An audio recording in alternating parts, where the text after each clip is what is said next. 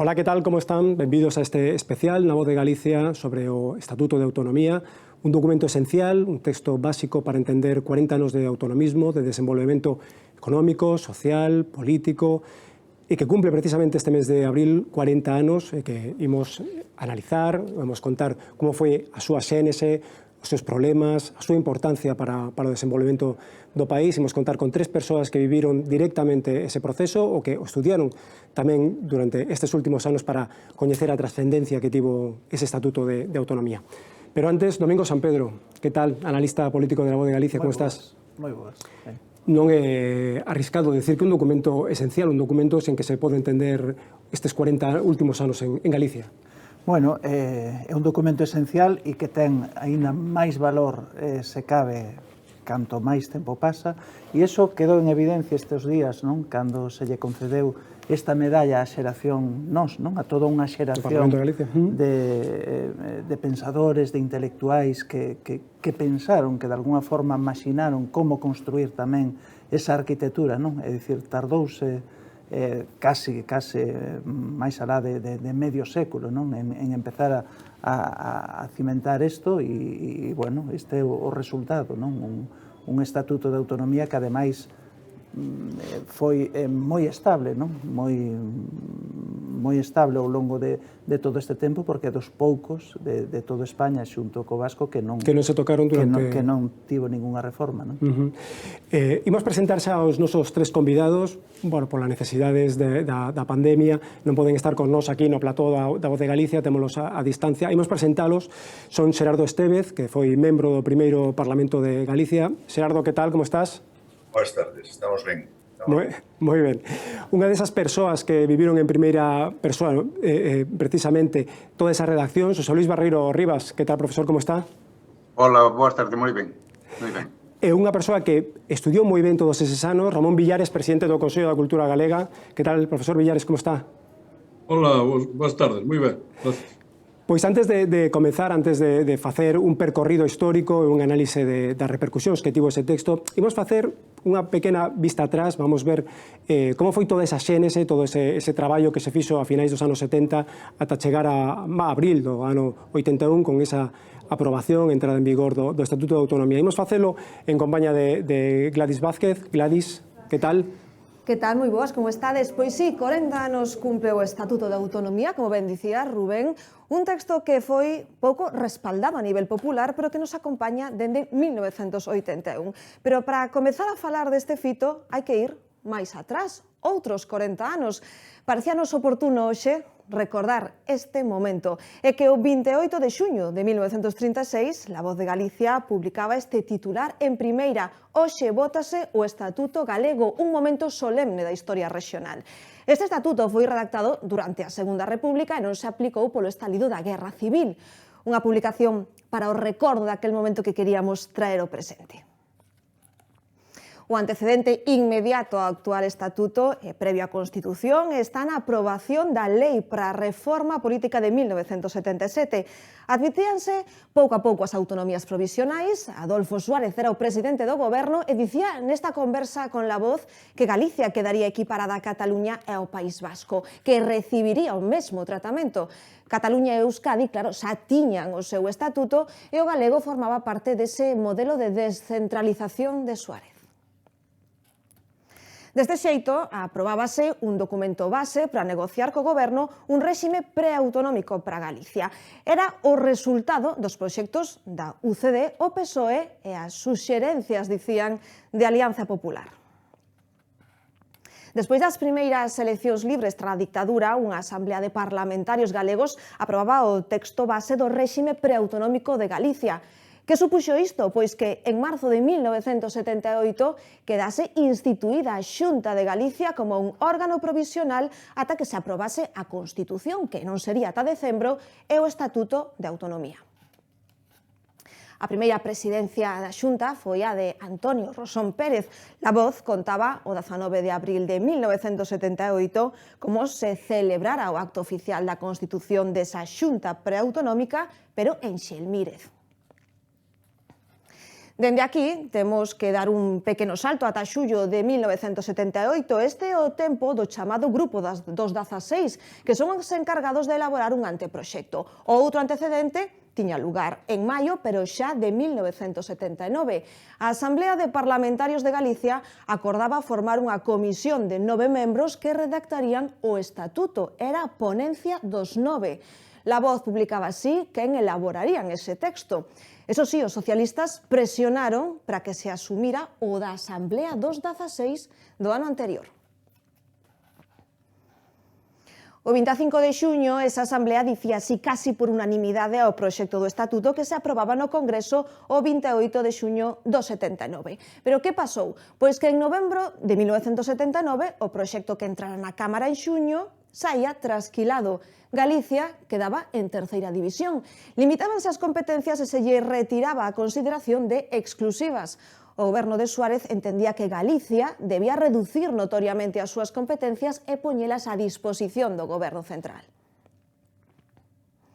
La Voz contaba en novembro do 79 como, despois de 9 horas de reunión no Congreso, quedaba aprobado o proxecto de lei só cos votos favorables de UCD. Ademais das competencias, había opinións contrarias pola composición do Parlamento ou nas porcentaxes nas listas. Dese momento é a tan recordada intervención do socialista Rodríguez Pardo dicindo aquel famoso «El pueblo gallego se está bajando los pantalones».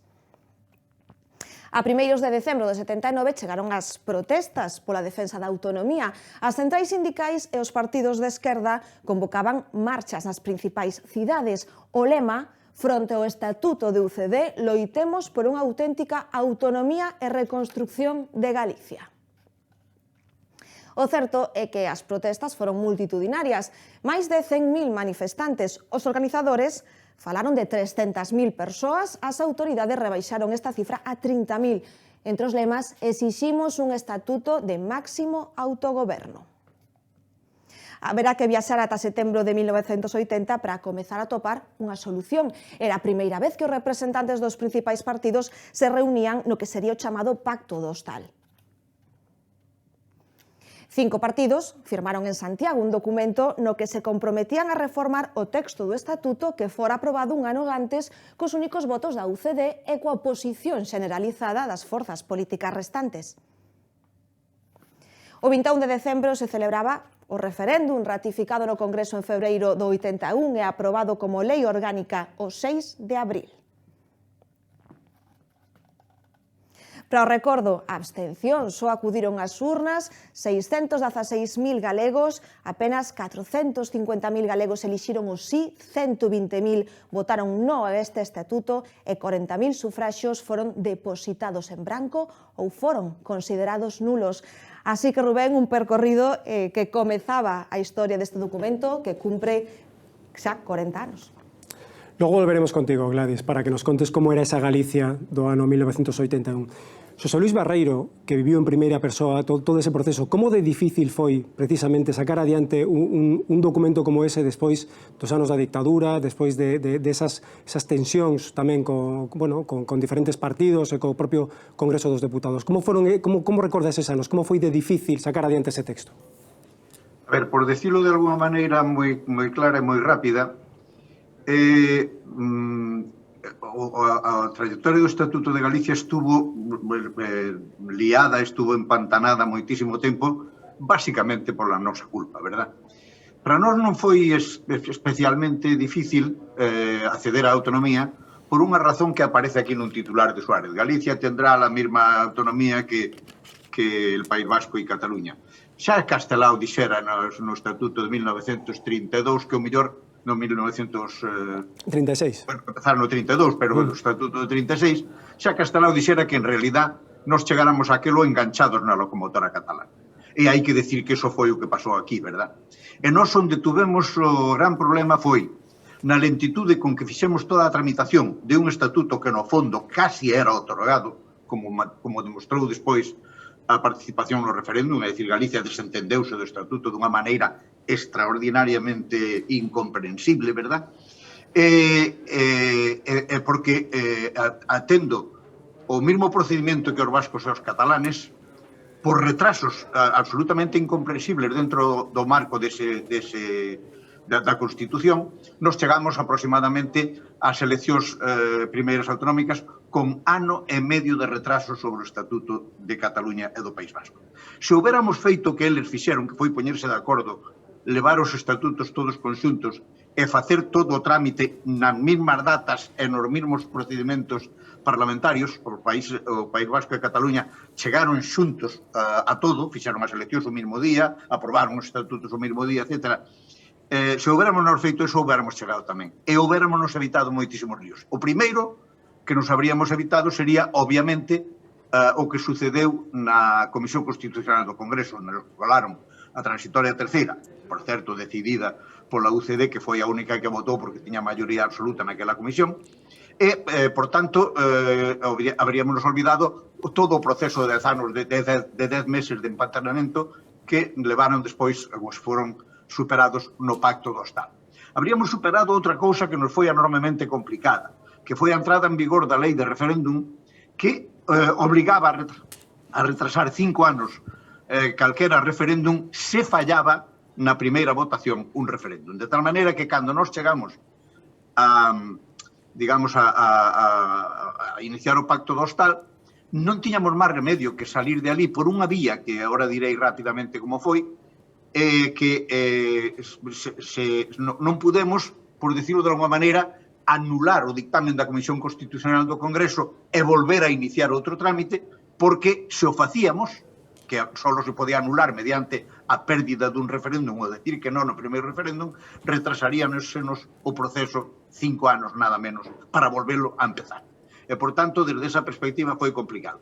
Hasta nos quedou 23F no medio, desde que se aprobou, desde que se fixo o Pacto do Estado, hasta que se publicou o Estatuto de Autonomía de Galicia, entrou o 23F, e un tempo de confusión, de paralización dos grandes proxectos do país, que levou a súa publicación en abril de 1981. E, finalmente, un retraso tamén bastante inexplicable na convocatoria inmediata das eleccións que non se fixeron hasta outubro. De tal maneira que tuvemos, digamos, un proceso enormemente atrancado, que non tuveron vascos e catalanes que, sin embargo, habían traballado, por decirlo de alguma maneira, este proceso.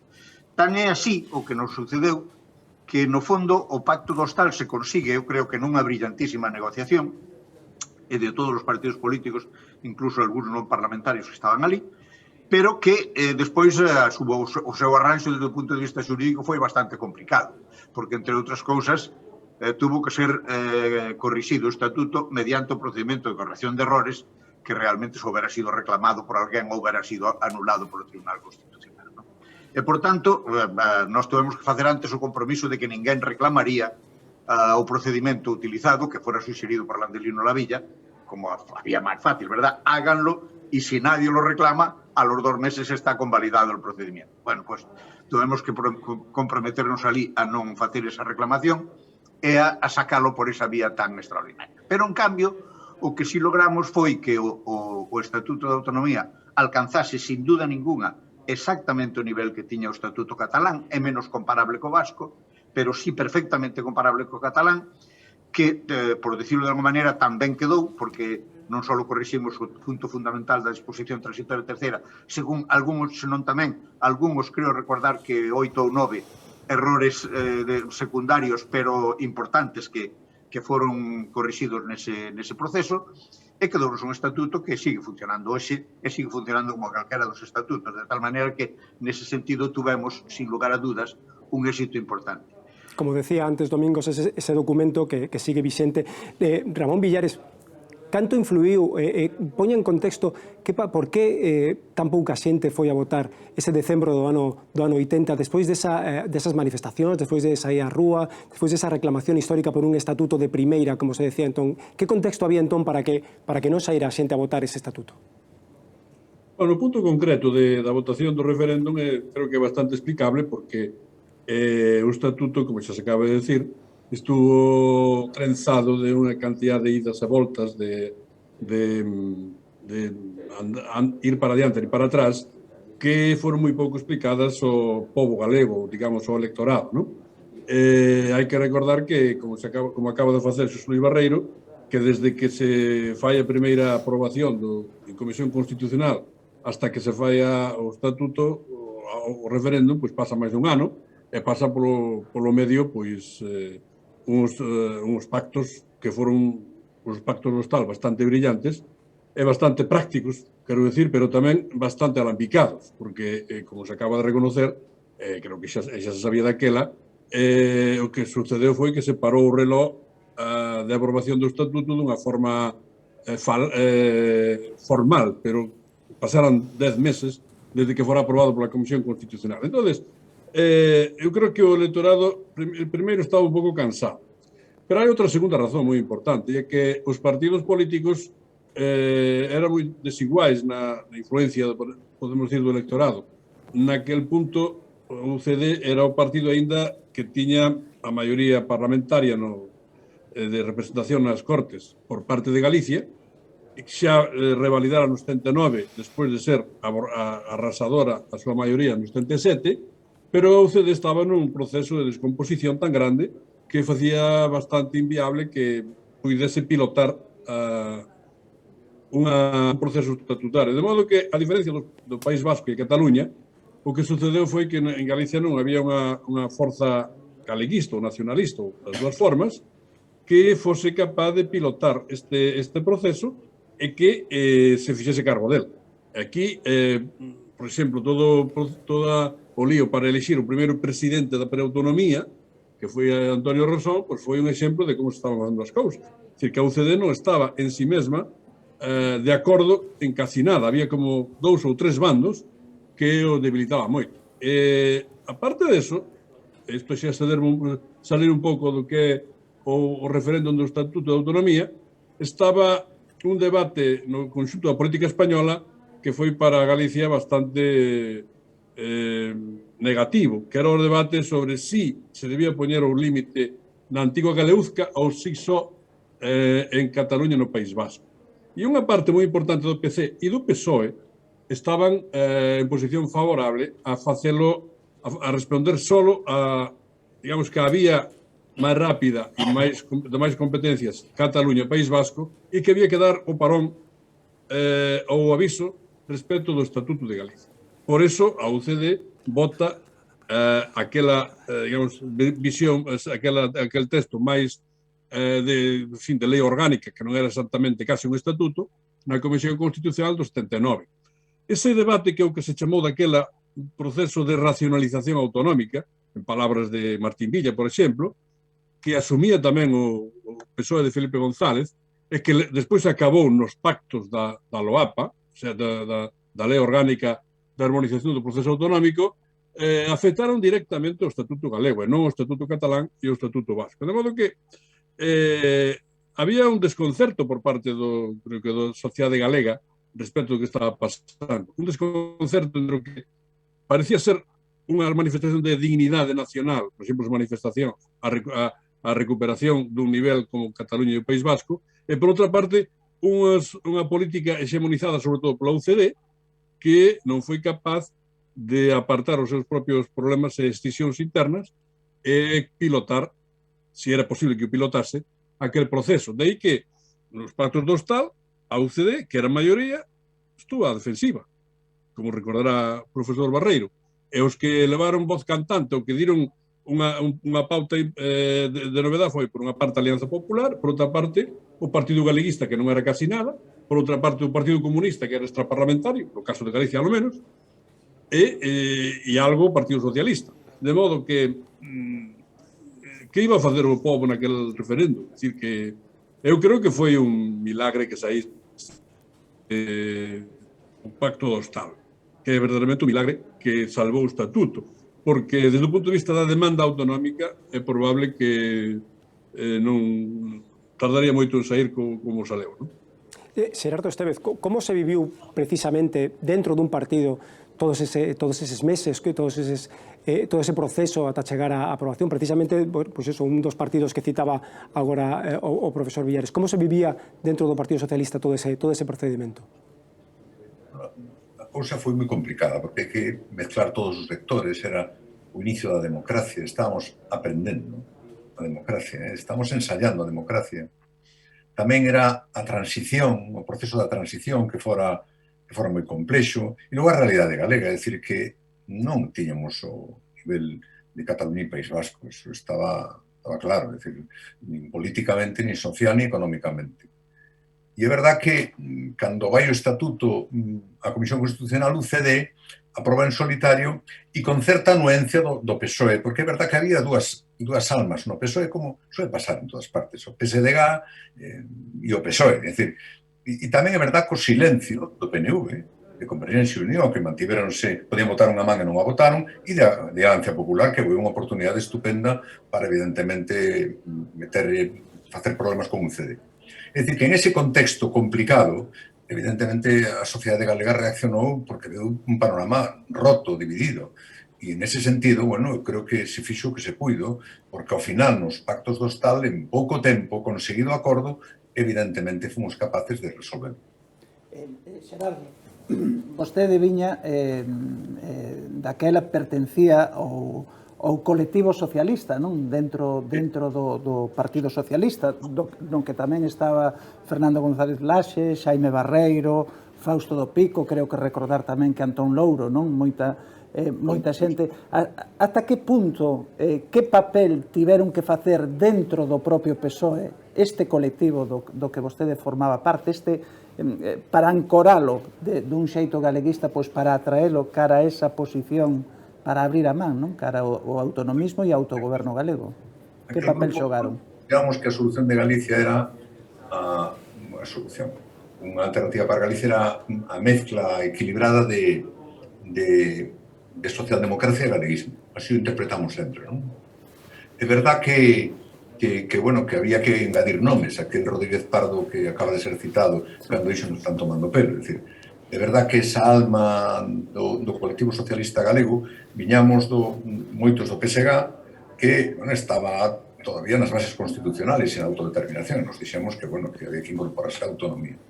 Por tanto, éramos claramente autonomistas e dentro do Partido Socialista de Galicia, PSOE, evidentemente éramos a alma máis galeguista, que entendíamos que o Estatuto era algo, unha situación magnífica para empezar a traballar por Galicia.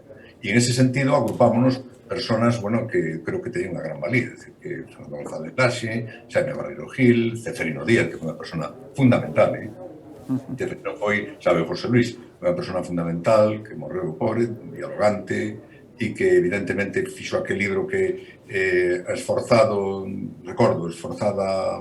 conquista, me parece que era a autonomía. Por aquel libro. E logo creo que ese grupo tamén había que estendelo a xente de outras opcións políticas. Estaba José Luis, Antonio Rosón, creo que Benxamín Casal, é dicir, Ramón Piñeiro, é dicir, que había un núcleo que non se consigo ao principio entenderse, pero ao final ese núcleo entendeuse a favor do Estatuto como un espacio de consenso, recuperouse a palabra consenso da transición, un consenso autonómico que evidentemente eu creo que de alguma forma sigue durando hasta os nosos días, porque aqueles que eran máis por autodeterminación están hoxe subidos, sin prescindir en lo que é a independencia de Galicia, ao carro autonómico totalmente. Foi o mérito máis grande da autonomía que teñamos ese consenso autonómico de aproveitar os resortes do Estatuto ao máximo. Xosé Luis Barreiro, despois de todo ese tempo, de toda esa negociación, ao final Galicia ten un estatuto de primeira ou quedou demasiado rebaixado? Non, o estatuto está perfectísimamente. É un estatuto, vamos, que neste momento é perfectísimamente equiparable desde o punto de vista práctico que incluso o catalán de agora, non? A que foi reformado. É o vasco que non o foi, non? De tal maneira que ese non é o problema. O problema é que a autonomía primeiro ten unha norma e despois ten unha realidade que depende nunha parte importante da estrutura de partidos e depende noutra parte importante do apoio que teña na sociedade, digamos, no consenso que sea capaz de xenerar. E nós aí fallamos máis que os outros, non? Pero, en todo caso, non é en absoluto polo texto, e a prova é que hoxe non hai unha especial urxencia por modificarlo, porque todos somos conscientes, aínda que de vez en cuando fagamos discursos, máis ou menos, desos de que hai que reformarse porque todos se reformaron, pero en realidade non é a necesidade fundamental. Eu quería introducir unha cuestión que me parece enormemente importante, que se nos esqueceu de mencionar, e que tamén sucedeu naquela etapa.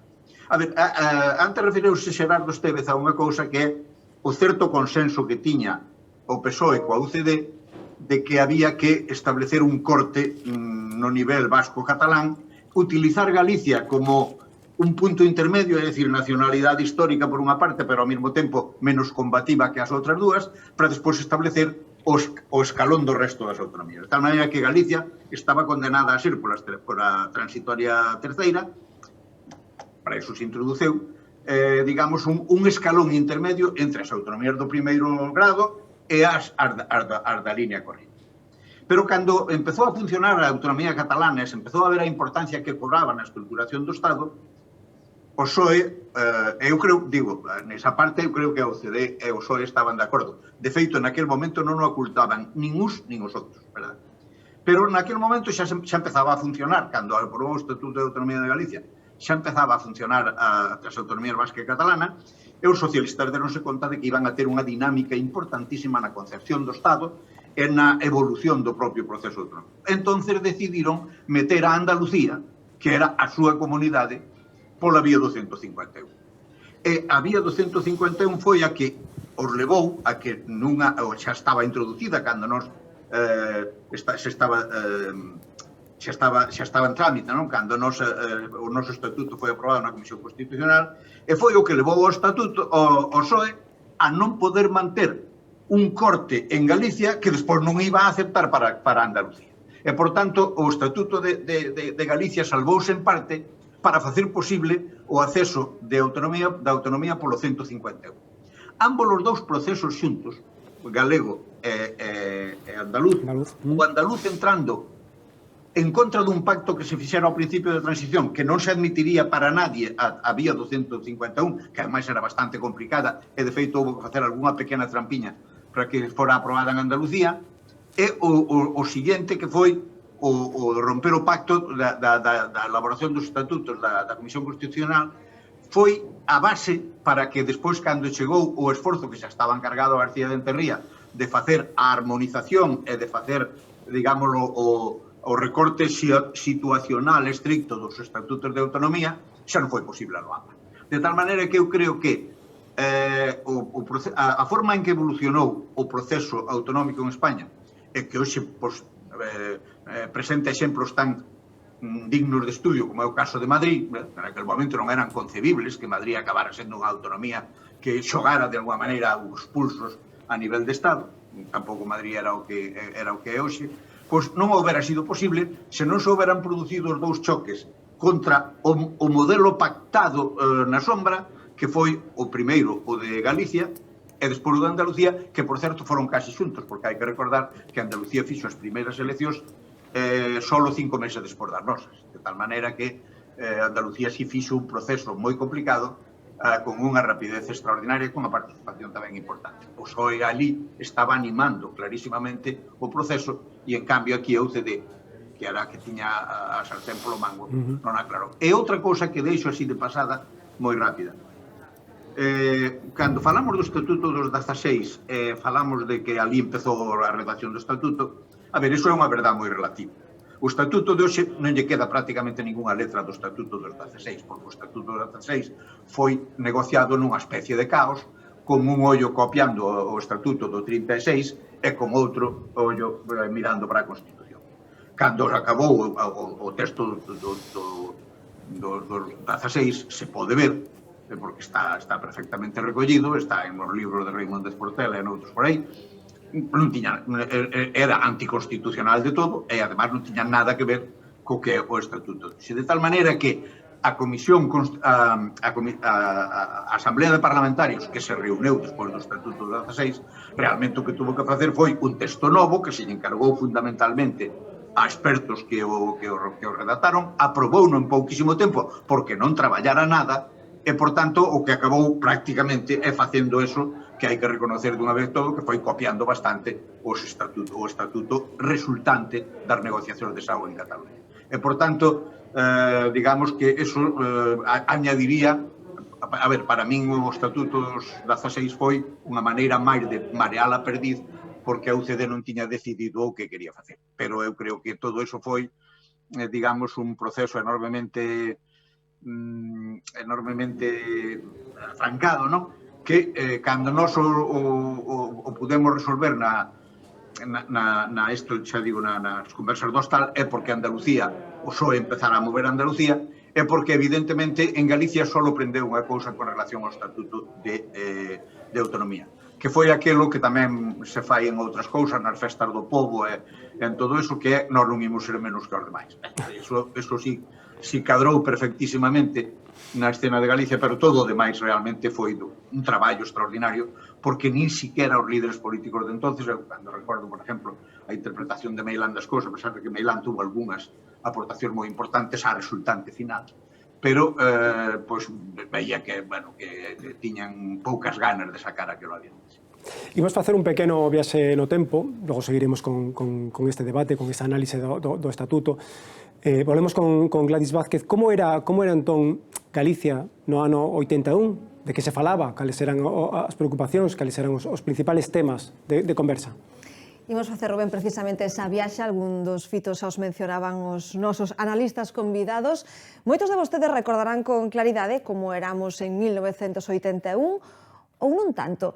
Nese ano éramos en Galicia algo máis de 2.809.000 galegos, unha das cifras máximas dende que hai rexistros, 111.000 máis galegos que agora mesmo. En Galicia, pero en xeral en toda España, a situación política non era precisamente estable. Se algo nos ven á memoria é, como xa mencionaron os nosos expertos, o 23F.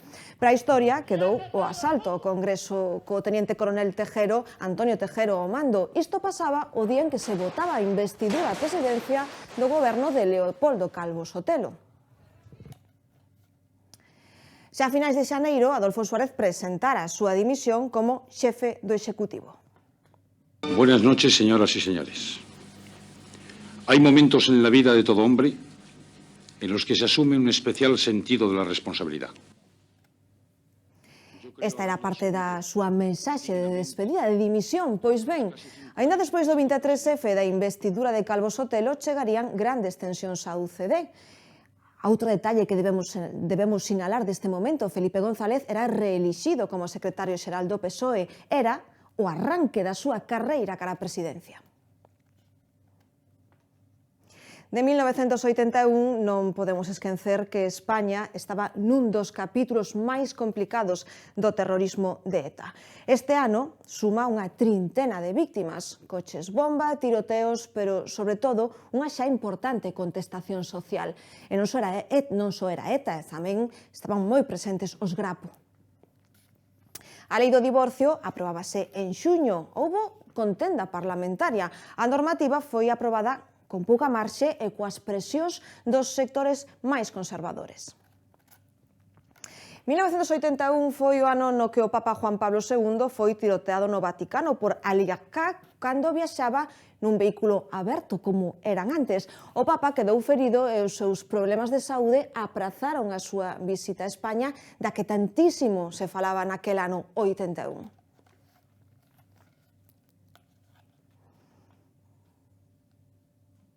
Aínda faltaba moito para aquela explosión dos capos do narcotráfico galego dos anos 90, pero no 81 xa se falaba do maior alixo de hachís en Galicia. É unha curiosidade, eran 60 kilos valorados en 20 millóns de pesetas, uns 120.000 euros. O maior alixo de hachís interceptado por vía terrestre en Galicia ata a data é do ano 2018 e ascende a máis de 1.000 kilos. No que ten que ver con outra lacra, a dos incendios, a cousa xa marchaba mal. Só en 2 meses do Brán de 1981 rexistráronse 1.500 lumes, a campaña remataba en setembro con máis de 5.000. Na parte económica, en Galicia había no 81 76.000 parados. Hoxe hai máis de 180.000, pero os problemas na industria eran recurrentes. A Lúmina en San Cibrao comezaba a despedir e a siderurxia vivía constantes paros. Falábase incluso da tan mencionada ao longo dos anos reconversión do naval. A AP9 era entón o noso gran soño vertebrador. Nese 1981 inaugurábase o tramo Vigo-Pontevedra. E sí, tiñan peaxe dos que xa se dicía que non paraban de subir, xa contaba a Voz de Galicia. O tramo a Coruña-Santiago custaba 100 pesetas, é dicir, 60 céntimos, o Vigo-Pontevedra eran 50 pesetas, é dicir, 30 céntimos, e o Vigo-Cangas por Rande, 35 pesetas, uns 20 céntimos. Todo isto hai que velo claro dende a perspectiva de que un español medio gañaba a duras penas 25.000 pesetas, é dicir, uns 150 euros ao mes. Como curiosidade, Galicia buscaba ter xa unha universidade de primeiro nivel, e xa se dicía iso de que estábamos invertindo pouco en investigación. A Universidade de Santiago, que era a única nese momento, tiña un orzamento de 1.000 millóns de pesetas, uns 6 millóns de euros, dos que contaba a Voz de Galicia que só 22, é dicir, 132.000 euros foron parar a proxectos da ciencia. Máis curiosidades estes que ven eran os prezos da roupa. Un abrigo de muller dunha marca reputada custaba case 4.000 pesetas, é dicir, 24 euros, un traxe de home unhas 10.000, é dicir, 60 euros, e unha camisa para un neno unhas 700 pesetas, 4 euros. Un dos grandes soños daquel 1981 comezaba a avanzar era dotar aos fogares tecnolóxicamente. Por 5.000 pesetas, 30 euros, pero ao mes, podías ter un equipo de son con plato xiradisco, reloxo digital e platina de cassette. Era o último, ahora parecenos increíble, pero sí. Por certo, as máquinas de escribir electrónicas eran do máis prezado do momento. Pero así, para soños importantes, os sanitarios. Nese ano realizábase na nosa comunidade o primeiro trasplante de ril. Si, xa sabemos que parecen moitos anos e que a día de hoxe non parece un grandísimo fito, pero así era 4 décadas, ese primeiro trasplante de ril se levaba a cabo na Coruña. Rubén, moito viaxe, algunhas cousas siguen prácticamente intactas, outras non tanto. Aí temos dos que seguimos falando na Voz de Galicia. Profesor Villares, cando falaba antes Xosé Luís Barreiro da situación do contexto no que sai adelante o Estatuto de Autonomía, hai algún momento no que hai risco de que descarrile todo, de que Galicia quede sen un estatuto e que teña que agardar varios anos máis para ter un documento como este, como que finalmente sai? Sí, bueno, para atender a pregunta, claro, non podo entrar nesos intríngulis se o proceso podía descarrear ou non. De feito, houve varios momentos en que sí podría darse o caso. Por exemplo, no debate que houve na Comisión Constitucional, na saída en tromba en Galicia de un movimento de loita contra aquel estatuto que se chamou o Estatuto do Aldraxe, puido desembocar nun bloqueo por tempo do estatuto, pero felizmente non foi así. Logo, o 23F tamén poderá ter de triunfar, puido ter consecuencias non queridas, desde logo, no proceso estatutario. Pero creo que é máis importante destacar xustamente o contrario, que pese a baixa conciencia autonomista nacional de Galicia, pese ás diverxencias tan grandes das forzas políticas e pese á presión dunha parte importante da política española respecto de marcar un límite entre Cataluña e País Vasco por unha parte e Galicia por outra, o proceso galego foi un triunfo, non foi un fracaso. Foi un triunfo porque permitiu establecer unha autonomía, aínda que sin o calor popular que un referéndum podía darlle, pero logo foi funcionando razonablemente ben e o Estatuto abreu as portas para qué? Para lograr unha institucionalización mínima da política, da cultura, da economía, da ordenación da sociedade, do medio ambiente, do que sexa, que por primeira vez tiña lugar en Galicia. En Cataluña tiveran a mancomunidade, tiveran un estatuto do 32 funcionando con goberno, un goberno, ande que fora en tempo de guerra, un goberno efectivo, e antes tiñan as diputacións forais, tiñan unhas competencias moi grandes. En Galicia non había ninguna tradición institucional deste estilo. Eu creo que a cegueira de moitos políticos daquela época, e de moitos dirixentes, foi pensar que se podía conseguir todo de repente. E eu creo que foi bastante, non direi milagroso, pero foi bastante o que se conseguiu naquel proceso sin que descarrilase a locomotora, non? Quería engadir outra cousa, outra reflexión máis, e con isto acabo. Claro. Todo isto que se está desenvolvendo en Galicia, pero tamén en España naquele momento, en Galicia era moito máis urxente, moito máis vivo, era unha crise económica extraordinaria. Desde os 73-75, coincidindo casi coa morte de Franco, pois houve unha crise de gran calado en todo o mundo. Isto provocou pois que houve que afrontar unha reindustrialización, transformación das bases económicas, etc., en todas partes, e Galicia estaba ainda saindo dunha sociedade rural que xa non era antigua como nin atrasada, pero que non estaba ainda modernizada, dunha tradición migratoria que estaba parando, e todo isto fíxose en pouco tempo. De modo que eu creo que no balance son máis as conquistas do que as limitacións o que se produciu naqueles anos. Non hai por que non ocultar as dificultades, os recelos entre as forzas políticas, a débil, digamos, forza corporativa e da sociedade galega, porque non estaba habituada nin preparada para eso, pero ao final logrouse o fundamental, que é ter unha ferramenta para intervir na propia sociedade galega e para intervir na súa transformación. Isto que realmente lle deu a razón a aqueles que, por exemplo, nos pactos do Hostal, que eran minoritarios, fose Alianza Popular, fose Partido Galeguista, fose as forzas extraparlamentarias, foron máis aguerridas, digamos, ou foron máis botadas para diante, e lle quitou a razón aos partidos que eran hexemónicos naquela altura. Logo as eleccións de 1981 confirmaron isto e o seguiron confirmando durante moitos anos. Como foi esa montaxe, ese primeiro arranque dun Parlamento autonómico como que foi o do ano 81? Tamén foi moi complicado, vamos a ver. Creáranse as preautonomías justamente nas comunidades históricas, justamente para favorecer a entrada da autonomía, por decirlo de alguma maneira, un pouco rodada ou a básica da administración base, non? Bueno, pois Galicia tampouco utilizou aquel período da preautonomía para resolver o problema, de tal maneira que o día que se aprobou, que se celebraron as eleccións e se creou o Parlamento de Galicia, non se sabía ni siquiera onde se tiña que reunir.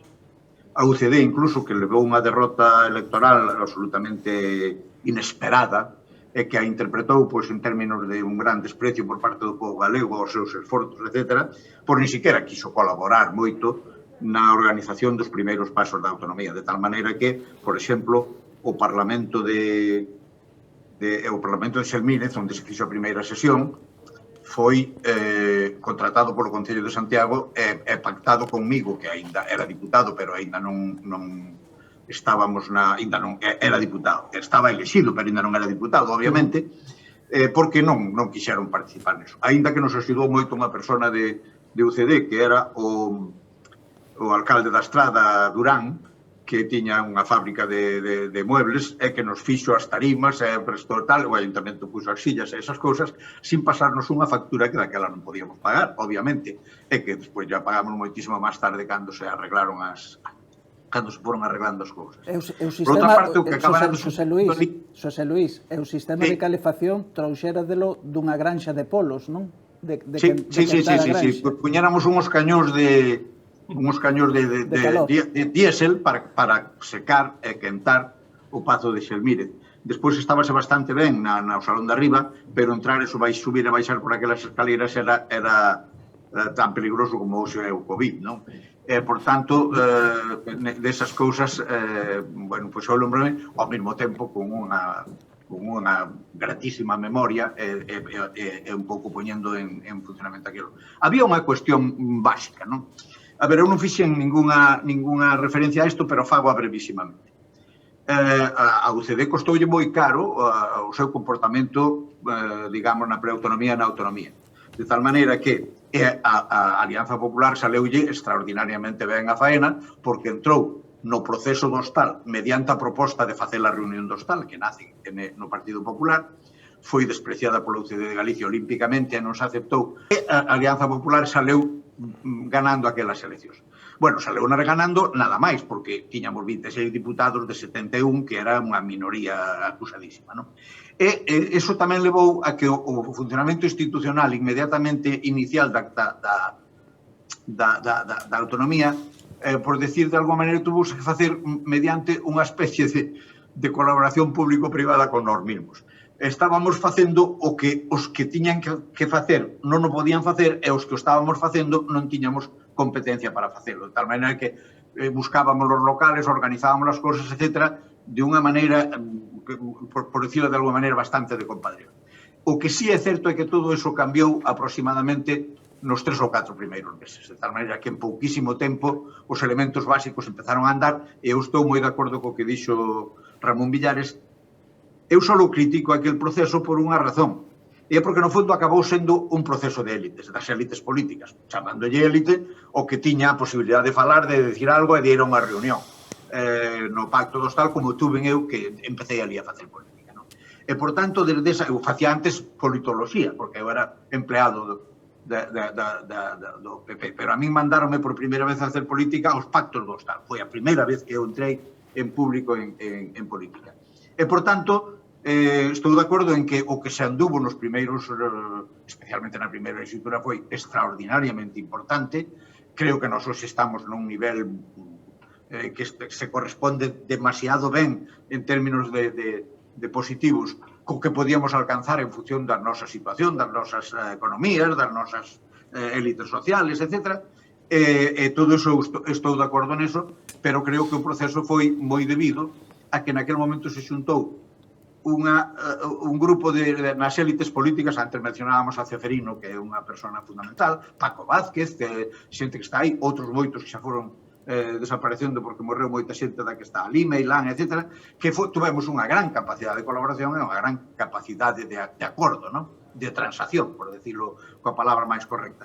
E, por tanto, eu creo que se superou moi pronto aquilo, pero ao principio foi todo bastante de marar. En todo caso, eu que teño de toda aquela etapa son lembranzas extraordinariamente positivas en canto ao que foi a colaboración, incluso a amistade. Xerardo podrá establecer a amistade que xenerábamos no propio Parlamento, onde non tiña nada que ver, digamos, a tribuna coa cafetería. Na cafetería era unha auténtica maravilla vivir aquilo, e na tribuna pelexábamos como ahora, máis ou menos, non? Con algo máis de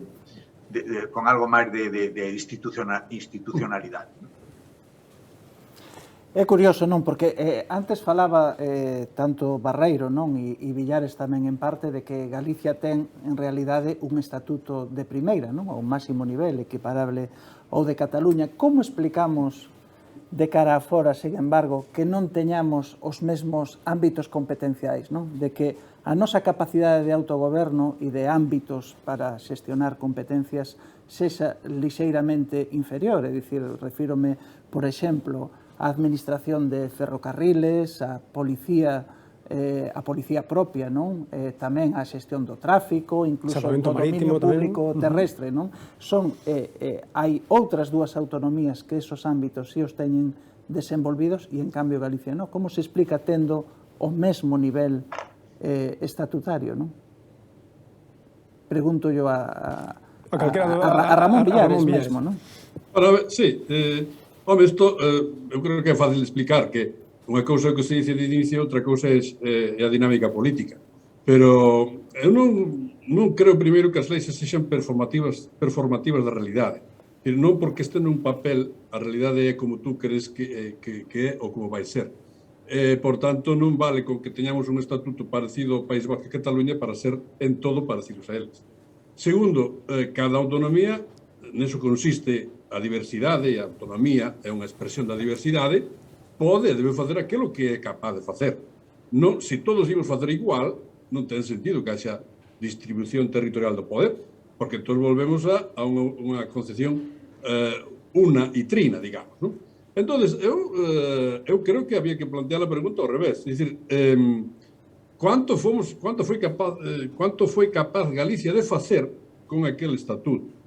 E se hai algo que o povo galego bote de menos é que realmente o limite na súa propia expresión. Porque hai Eu pensei que a pregunta iría por que o País Vasco e Cataluña tuveron durante moito tempo, agora xa iso está en causa, unha capacidade de intervención e de configuración da política española, en cambio Galicia non o tivo.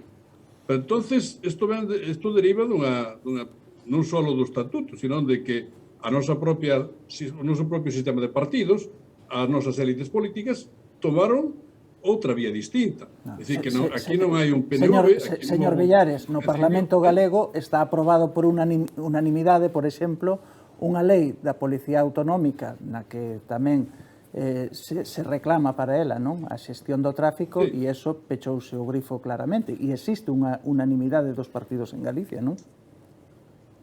Eu podo explicar eso de unha maneira rápida con dous exemplos. Vamos a ver, en primeiro lugar, se collemos o exemplo que puxeste dos ferrocarriles, Galicia só ten un ferrocarril de vía estreita, que é o ferrocarril, digamos, interior, que é o do norte, non? Que non ten apenas unha importancia, digamos, nin siquiera social, nin política, máis que na zona local onde está.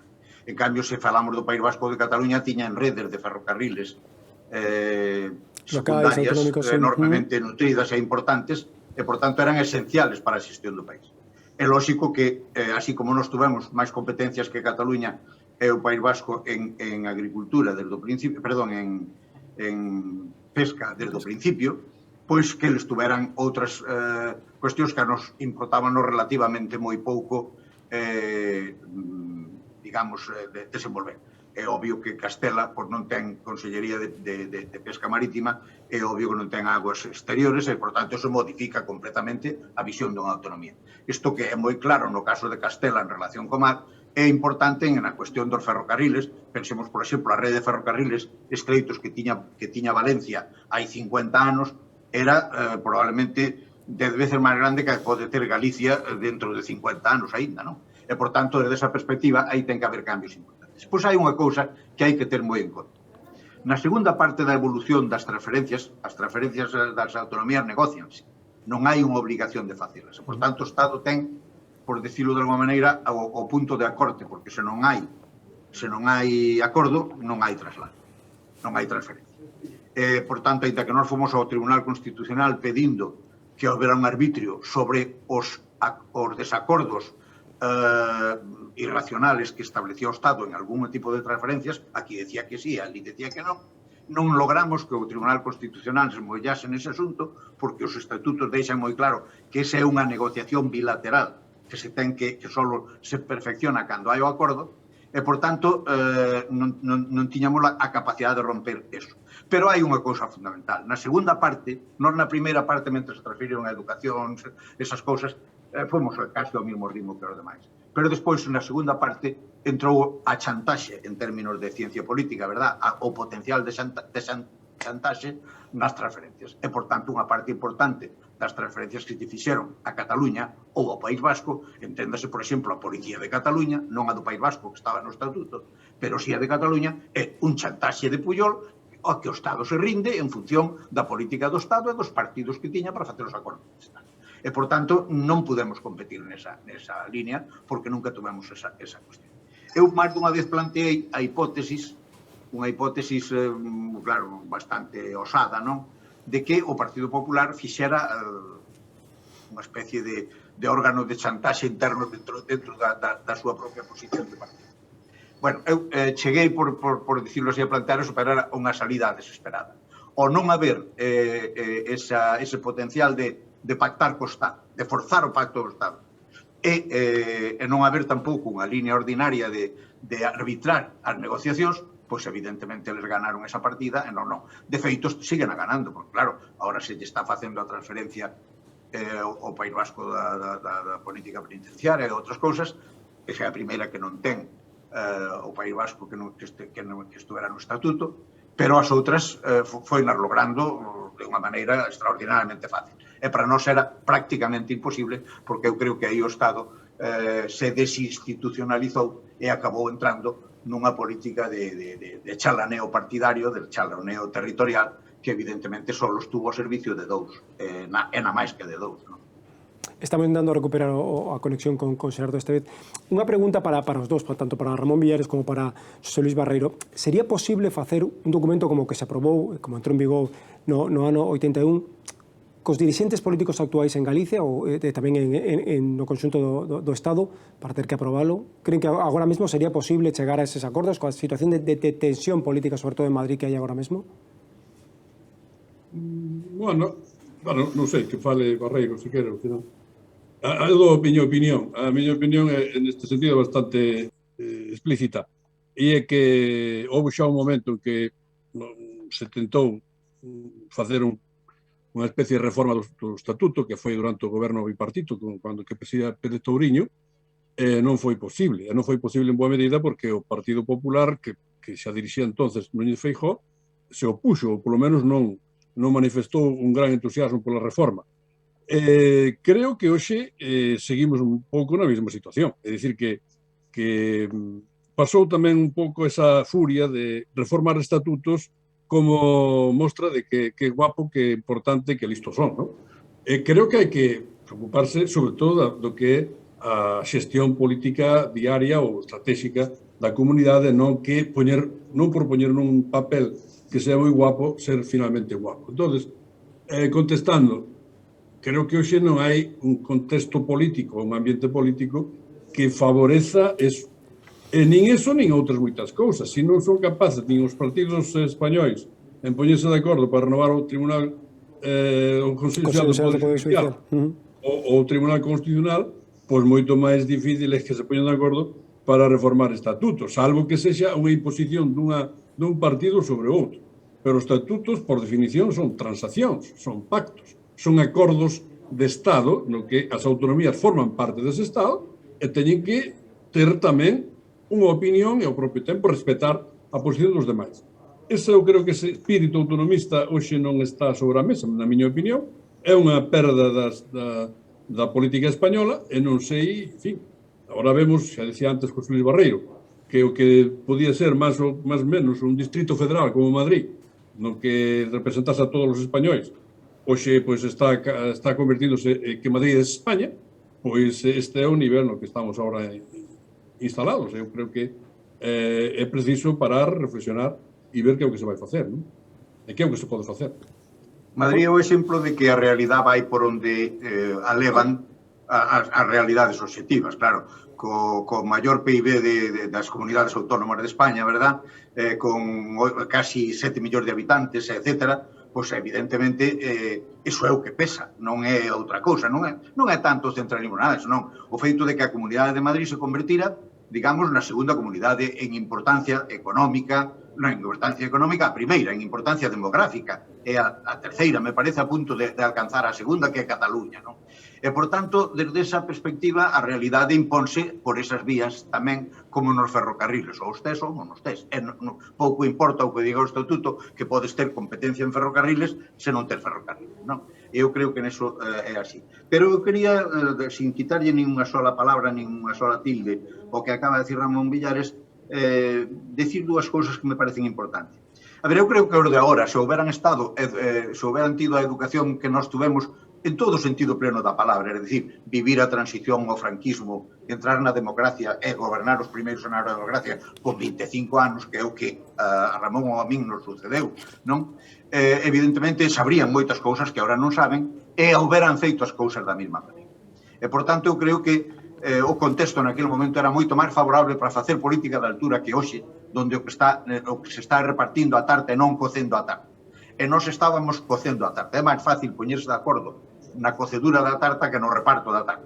E, por tanto, eu creo que a comparación non é moi fácil de facer entre aqueles e os de hoxe. E hai outra cuestión de enorme importancia.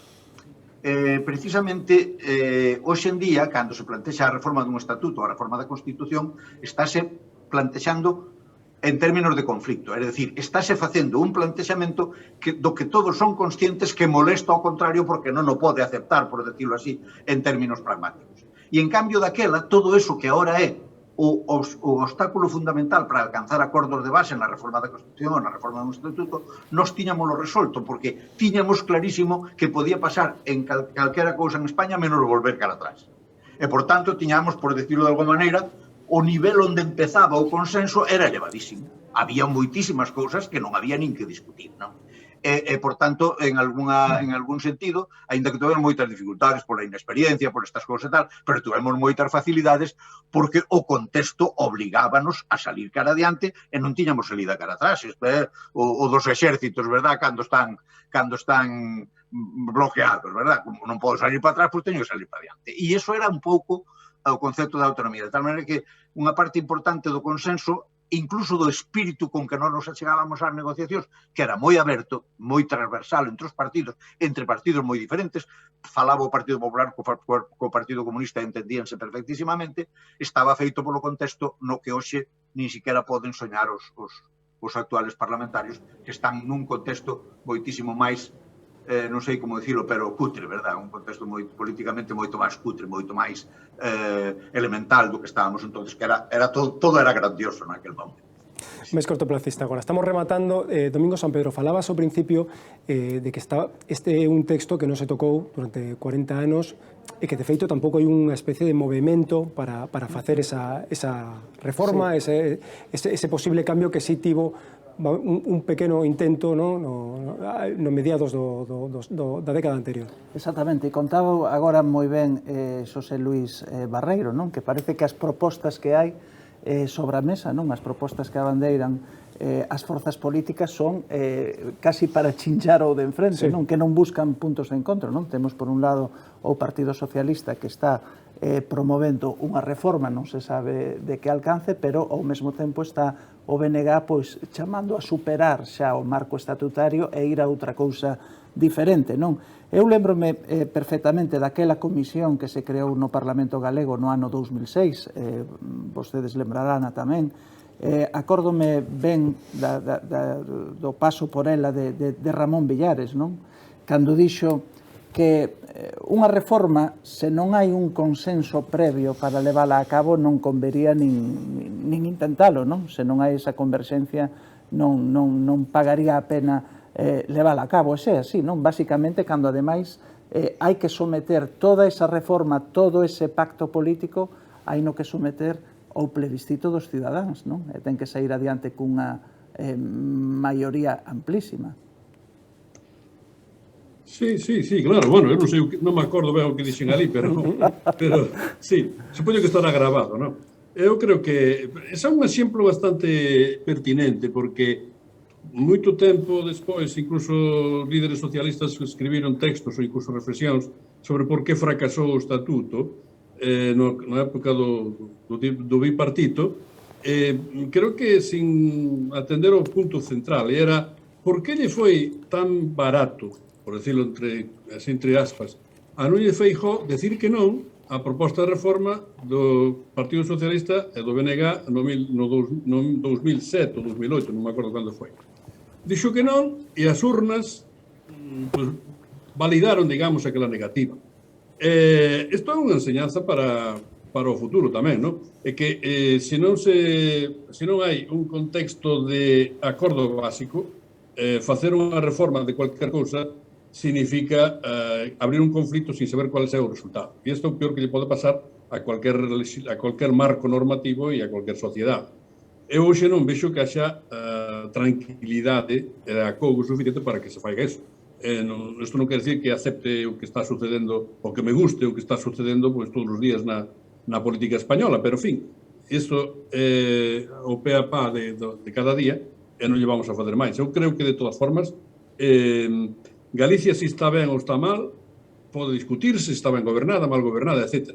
Pero que si non creo que se poida achacar moito desas lacras no que a nosa propia o territorio, as infraestructuras, incluso a cultura, non se pode achacar que sexa culpa do estatuto, nin que sexa culpa do marco no que estamos. Pode ser culpa, ou pode ter máis responsabilidade, algunhas decisións equivocadas, algunhas posicións de partido tamén, ao mellor, non ben explicadas ou inadecuadas, é dicir, que é unha culpa nosa, non é unha culpa da lei. A lei podía mellorarse, pero non por reformar os estatutos está mellor. Feito, é bastante evidente que as reformas estatutarias pois non lograron especialmente o que querían, que era digamos que reforzar o sistema autonómico cara a unha vía máis ou menos federal, senón que se abreu unha espita de aquí te pillo, aquí te mato, esa famosa cláusula Camps, se o que teña outro quero telo eu tamén, sin explicar por que quero telo, porque para que quero telo, para que quero facer con todo eso. Isto me parece o peor da política.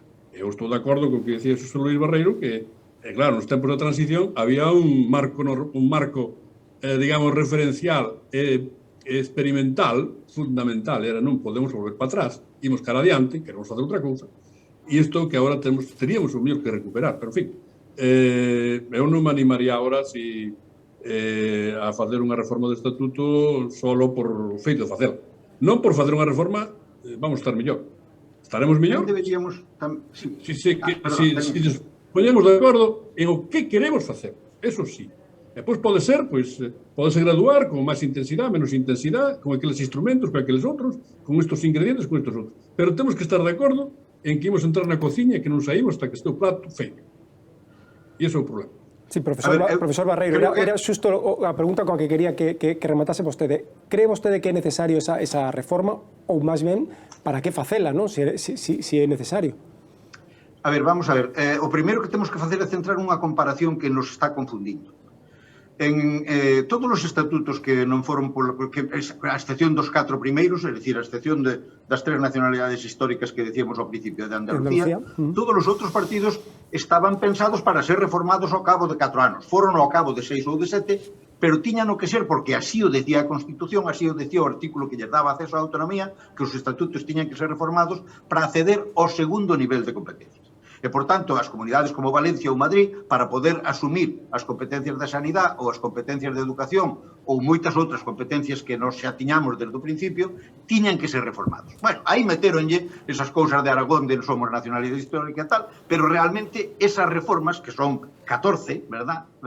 13, perdón, son 13 reformas, esas 13 reformas tuveron que ser, estaban forzadas especificamente pola propia dinámica constitucional da formación das autonómicas. Por tanto, por decirlo de alguma maneira, formalmente avanzaron moitísimo, pero estaba previsto e, desde o punto de vista do que non sería unha reforma nosa, non avanzaron nada porque non están por encima de nós. E, por tanto, desa perspectiva sería a primeira cuestión.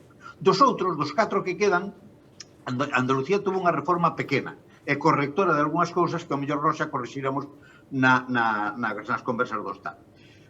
Cataluña fixo unha reforma que lle houbera sido mellor non facela, porque é unha reforma combativa, é unha reforma non acordada de unha base sobre a base de como xestionar unha autonomía, senón como romper o modelo autonómico, e o País Vasco, que está na nosa condición e que ten o estatuto primeiro e máis avanzado de todos, pois evidentemente tampouco non a reforma. De tal maneira que non somos unha ave rara aquí neste asunto, senón que nos pasou o que lle pasou a Euskadi. A Euskadi tamén fixo unha proposta ao tipo de Andalucía, pero non foi capaz de impoñer a cláusula Zapatero, non? Naquelo de haré lo que digáis, e, por tanto, non a pudo levar a cabo e deixou o estatuto que tiña, porque para reformar o estatuto non me fai falta. E hai unha última razón que, dita así, pode ser provocativa, pero evidentemente non o é. Que lle pasa é a mesma cuestión da Constitución e a mesma cuestión do conxunto dos estatutos. Non é fácil facelos moito millor. Hai que decirlo de unha puñetera vez, verdad? Non é fácil facelos moito millor. Se houbera grandes errores, se houbera, como había grandes fallas na estruturación das autonomías, como eran as 14 da vía ordinaria, evidentemente se chega con acordo. Pero no de agora, só se podría chegar na Constitución, e van isto, se tuviéramos un sistema como o norteamericano das enmendas. É dicir, poder coller un problema calquera, poñamos un exemplo moi claro. Se nós agora quixéramos reformar a sucesión á corona para introducir a igualdade de homens e mulleres, poderíamos facer en 24 horas e habría un acordo absoluto para facelo, farías unha enmenda sobre ese artículo e quedaría resuelto. Pero como non temos ese procedimento, iniciar calquera reforma, por pequeniña que sea, como sea cambiar o xénero dunha palabra ou cambiar un xénero común, obriga a abrir o proceso de reforma constitucional en todo, empezando pola forma de Estado, etc. Bueno, neso non hai acordos, tampouco non o terían nos Estados Unidos se quixeran reformar neste momento o modelo federal, non terían o acordo, pero eles teñen un sistema de enmendas e poden facer, e nós, precisamente por eso, salvo que haxa unha circunstancia extraordinariamente singular, que é mellor que non a haxa, probablemente a nosa Constitución e máis unha parte importante dos estatutos van a ter unha tendencia a permanecer inalterables porque non son malos e porque todas as propostas que surden partidizadas son sempre peor que o que hai. Temos a oportunidade de contactar de novo con Xerardo Estévez. Xerardo, falábamos con Ramón Villares e con Xosé Luís Barreiro de como foi aquela primeira Cámara Autonómica, que é o primeiro Parlamento galego. Que recordos ten vostede daqueles anos, daquele arranque da primeira legislatura? Creo que hai como unha especie de haz en vez, non? Por un lado, o contexto no que nos movíamos en aquel momento era un contexto complexo, moi difícil. Galicia, decía antes, quedara só na Comisión Constitucional. É dicir que os partidos nacionalistas non lles interesaba quizáis un estatuto de primeira e a Alianza Popular veo a posibilidade de cargar contra o UCD. Os outros partidos nacionales estaban, pues con problemas. Os nacionalistas cas bases constitucionais. Ao clima de golpismo, ETA, Grapo, unha crise económica, baixa conciencia do país, a aprobación do estatuto fora un conflicto, e a lei de sedes outro conflicto. E a verdade é que era un panorama de primeira división, Pero é verdade que tiña aspectos moi favorables. Fomos un bons aprendices da democracia. A política soubo ir por diante a pesar desa dificultade. O entusiasmo era enorme. A transición, a Constitución, a autonomía, o ingreso en Europa. Algo que tamén falouse antes, un nivel intelectual, humano e político dos parlamentarios moi alto. Claro, como era aquel Parlamento nesta conxuntura? Pois evidentemente era ese aspecto dual, non? É dicir, o conflicto e ao mesmo tempo o mirar ao fronte, o tirar para diante, e estamos todos unidos. Logo, as dificultades foron moi grandes, pero fomos capaces de sair para diante porque tiñemos un contexto que era arrancar co país, que iso que lle chamamos transición. E que agora mesmo, igual era moi difícil coa actual clase política chegar a eses acordos, chegar a esa entente para poder montar un parlamento como aquel nese contexto tan complicado do que fala, non? Vimos incluso dun intento de golpe de Estado uns meses antes. Sí, por eso digo que en esa conxuntura foi o referendo, é dicir, en esa conxuntura montamos o Parlamento. E como hai que ver as cousas? Porque se as quitamos por trozos, evidentemente podemos cargar ou ser moi críticos cunha parte. Pero hoxe por hoxe, en cambio, eu creo que está perdido o contexto da política. Eu creo que están as cousas sin contexto, sobre todo na política chamada nacional, non? Por exemplo, antes falábase en un momento da reforma do estatuto, non? É dicir, se hai que reformalo ou non. Pero chamaría a atención sobre tres cousas antes. Os alicerces do estatuto en aquel momento eran dous fundamentalmente, a lingua e o territorio. Eran as nosas señales de identidade. 40 anos despois, que lle pasa á lingua? A lingua nunca foi tan apoiada. E, en cambio, todo hai que decilo. Deixámolo de falar en privado. O mellor, algo pasa na lingua. E, evidentemente, é unha señal de que merece, sin lugar a dudas, unha revisión crítica, igual que o territorio. O territorio, pasamos de, hai 40 anos, de certa indiferencia das novas clases urbanas que ocupaban as cidades e que non protexían o patrimonio edificado que lle deixaran as anteriores élites burguesas, e tamén o campesiñado que no retorno da emigración non tiña o interés patrimonial de conservar aquel patrimonio. Despois viñeron as crisis, despois viñeron cantidad de normas de protección, pero ainda nos quedan 2 xeneracións para que ese aspecto identitario como é o territorio este realmente na mente de todos nós. Esa consideración previa antes de reformar un estatuto. Igual que agora, habría que dicir como dimos portugués, contame algún amigo portugués que no bloco de esquerdas, antes, cando querían levar a cabo unha iniciativa, pois puñanse todos por arriba nas medidas máis extremistas. Hai que expropiar os bancos, tal. De acordo. O presidente lle dicía, máis agora non. Pois aquí hai que facer algo positivo, dicir, o estatuto hai que reformalo, máis agora non. De onde estamos salindo? Dunha crise brutal. dunha crise que está deixándonos a todos descolocados, os empresarios, un paro juvenil tremendo. Necesitamos máis que como un novo consenso, unha nova transición, porque temos que poñernos de acordo. E a imaxen do outro día do presidente da Xunta cos grupos parlamentarios é unha imaxen tranquilizadora. Por lo tanto, eu creo que é necesaria unha transición como a que houve no Estatuto un novo consenso para salir da situación que estamos. E de aí partirán os alicerces do novo Estatuto, porque de eso se trata. Cales son as novas competencias que habría que ter para xestionar esta nova situación que ven da pandemia? Moi ben, pois moitas gracias aos convidados que tivemos hoxe para analizar eses 40 anos do Estatuto de Autonomía. Moitas gracias, Domingo San Pedro, pola túa participación. Seguiremos facendo máis mesas alrededor do Estatuto de Autonomía, sigan pendentes da Voz de Galicia, e moitas gracias.